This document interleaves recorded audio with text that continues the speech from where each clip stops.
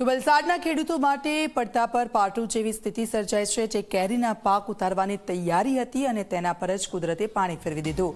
ગુરુવારે ફૂંકાયેલા તેજ પવન અને કમોસમી વરસાદે આંબાવાડીઓમાં તબાહી મચાવી છે, કેમ કે વલસાડ જિલ્લામાં સર્જાયેલા વાવાઝોડા જેવા માહોલને કારણે તૈયાર થયેલી કેરીઓ આંબા પરથી ખરી પડી છે।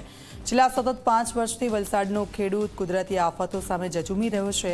ક્યારેક કમોસમી વરસાદ તો ક્યારેક વાવાઝોડું તેમની મહેનત પર પાણી ફેરવી દે છે। દવા, ખાતર અને મોંઘી મજૂરી કરી તૈયાર કરેલો પાક હવે જમીનદોસ્ત થયો છે। સિઝન શરૂ થવાને હજી 1 મહિનો બાકી છે, ત્યાં જ ખેડૂતોના મોં સુધી આવેલો કોળિયો છીનવાઈ ગયો।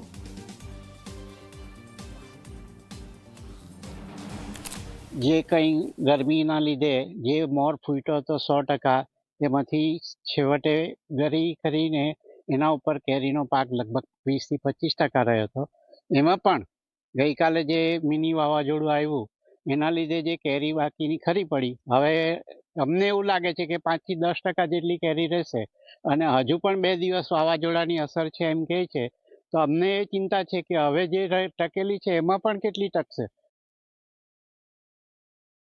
એક તો આ વર્ષે કેરીનો પાક ઓછો, વાતાવરણના લીધે ઘણો કે કુદરતી આફત, પણ પાક ઓછો હતો તેમાં આ પાછી ભટકાઈને કેરી પડી ગઈ।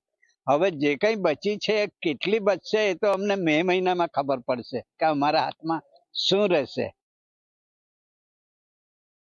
નાની નાની કેરીઓ પણ આ વખતે નીચે આવી ગઈ, એટલે નુકસાન તો ઘણું જ છે।